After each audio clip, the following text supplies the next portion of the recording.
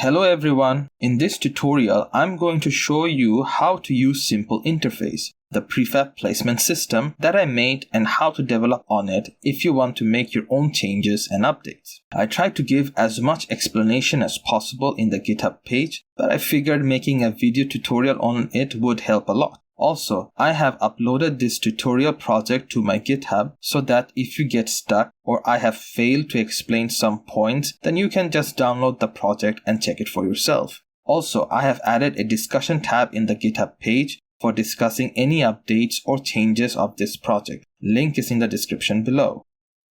Alright, so let's get started. For this tutorial, I'm using Unity 3D version 2020.3.3f1.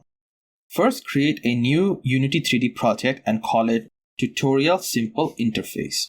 Then click the Create button.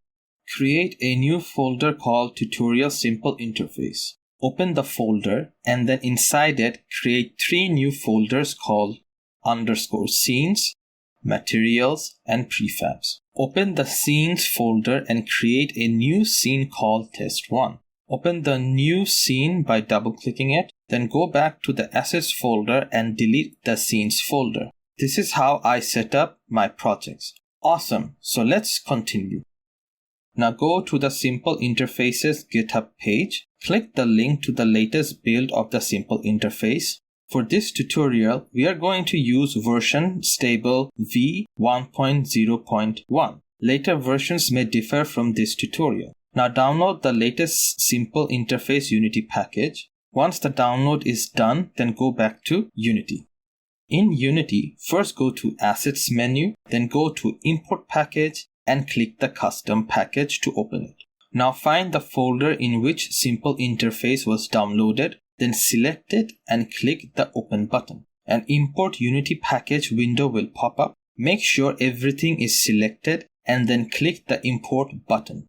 Once the import is done, a new menu will be created called Kamran Wali. Open it and then click Simple Interface window. This will open the Simple Interface and finally the setup is done.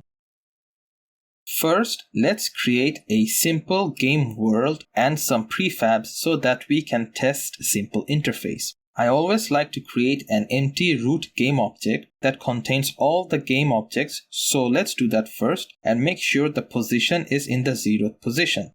Now let's create a plane inside the root game object, name it ground and scale it by 20 in all directions. Make sure the plane has a collider. Let's change the layer of the ground. Click the default layer of the plane, then click Add Layer, name the new layer Ground. Now select the ground game object again, then change its layer from default to ground. Let's also give the ground a material so that we will be able to distinguish it with other game objects. Go to the materials folder and create a new material called ground. Give it a grayish color and make smoothness to 0. Drag and drop the material into the ground game object. Alright, now let's make some simple prefabs. Right-click the root game object and select Create Empty. Name it Box. Right-click Box and create a cube. Move the cube 0.5 in y-axis. Now we have artificially moved the pivot of the box to the bottom. Duplicate the box 4 times so that there are 5 boxes. Now rename the boxes to Box Red, Box Green, Box Blue, Box Yellow, and Box White. Let's make materials for the boxes. Go to the material folder and duplicate the ground materials 5 times. Name them red, green, blue, yellow, and white. Give the correct color to them as well.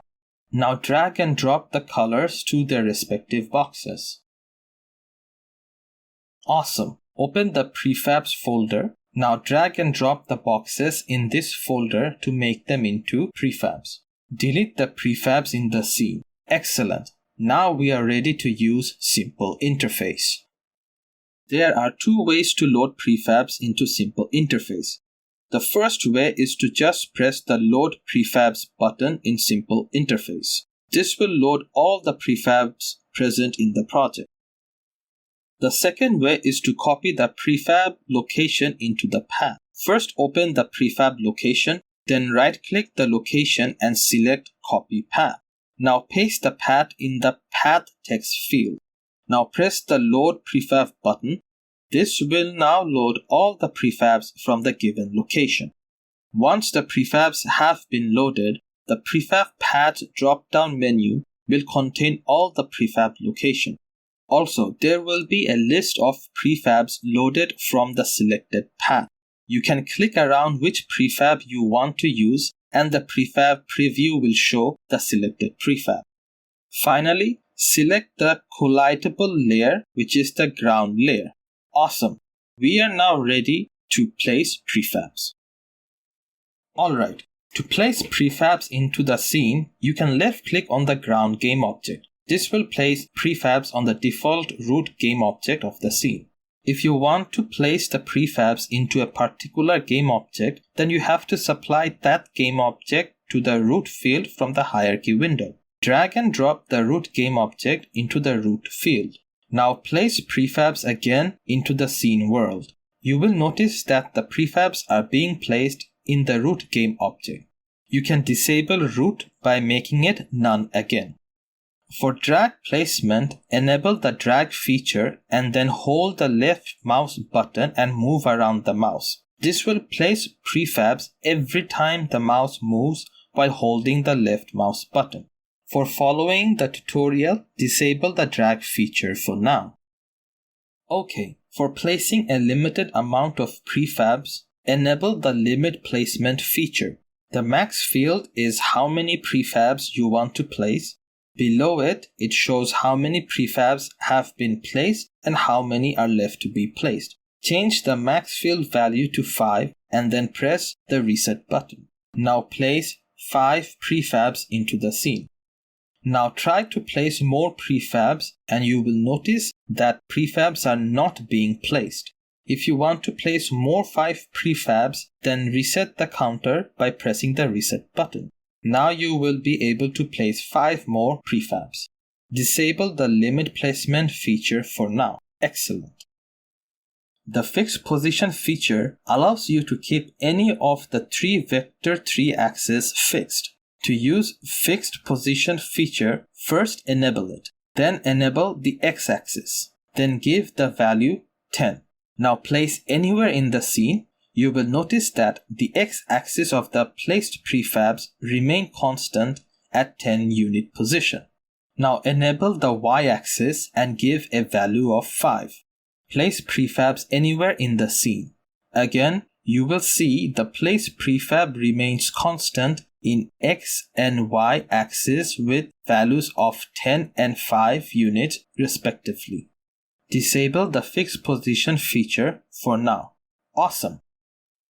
The offset position feature allows you to control how far a prefab can be placed from the last placed position. This will help you in making sure that some prefabs are not placed too close to each other.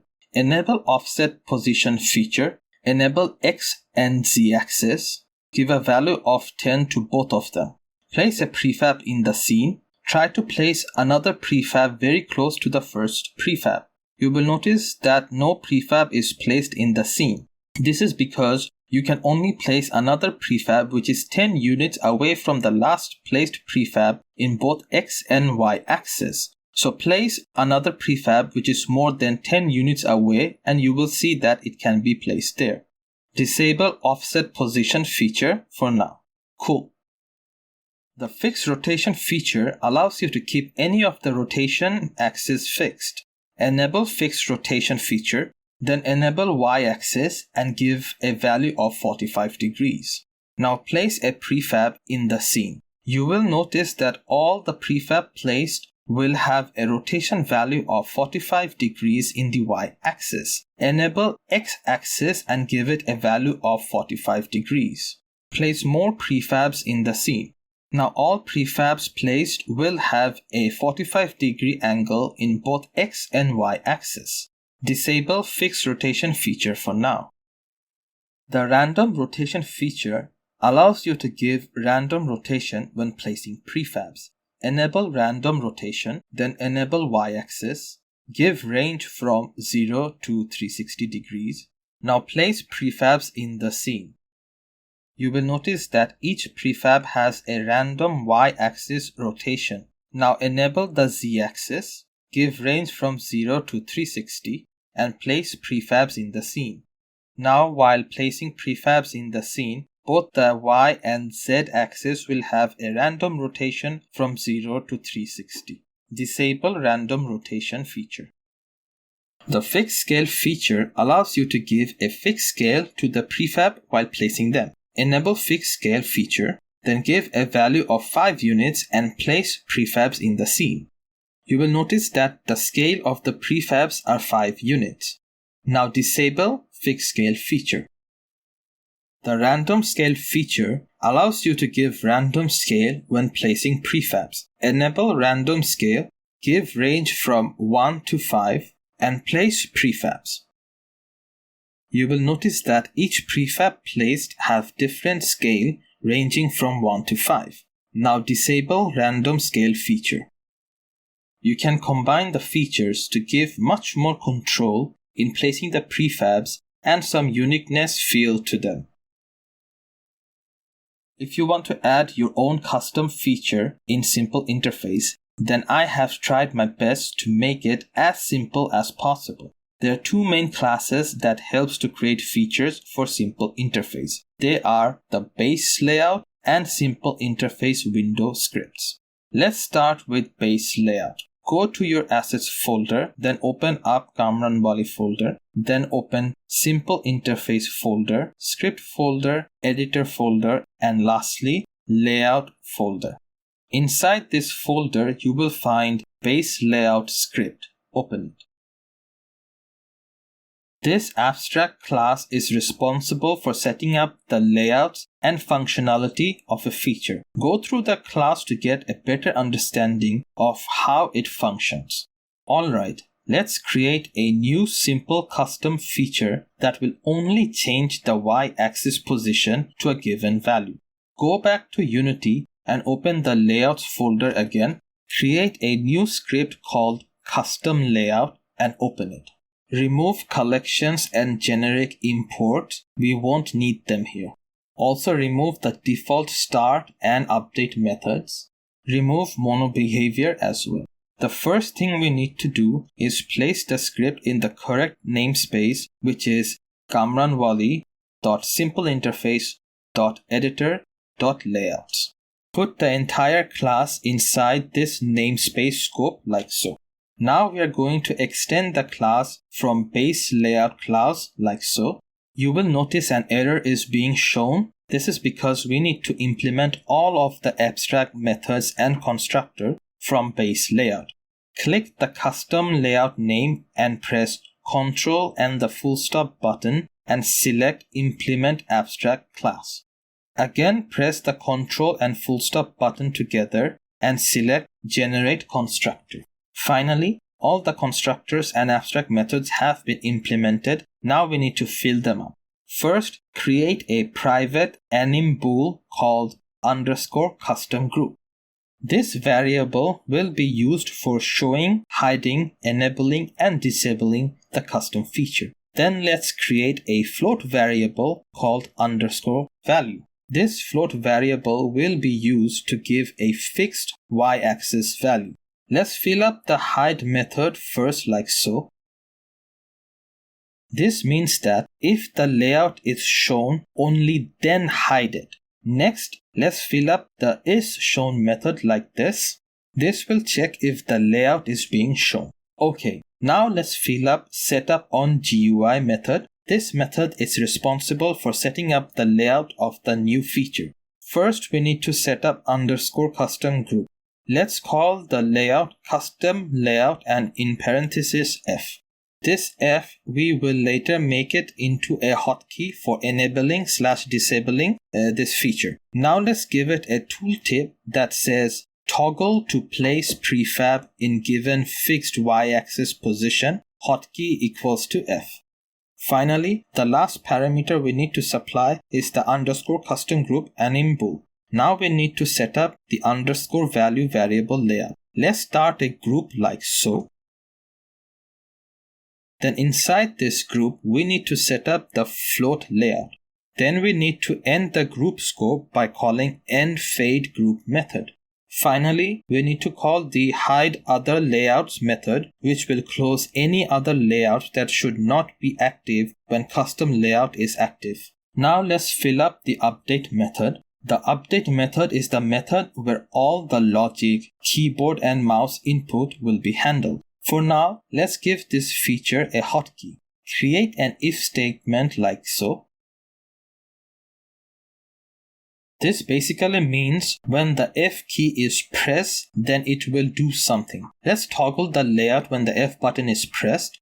Let's also hide any other layouts that should be hidden when this layout is called. Now let's fill up the setupOnEnable method.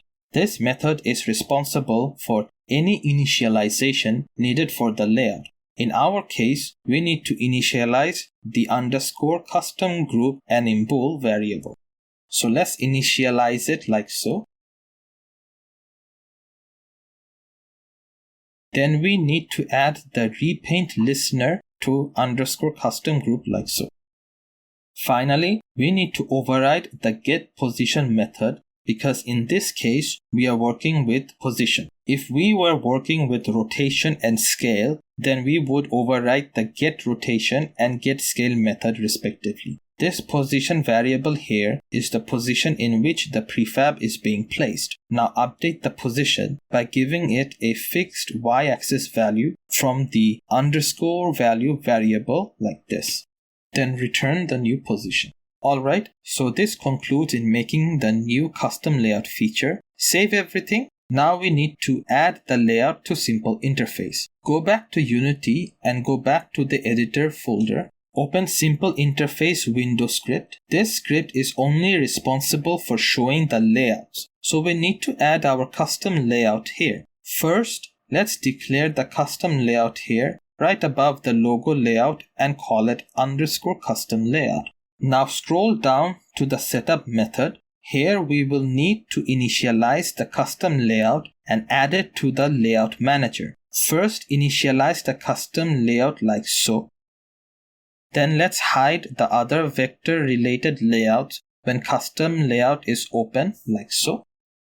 Add the custom layout to the manager right before the logo layout.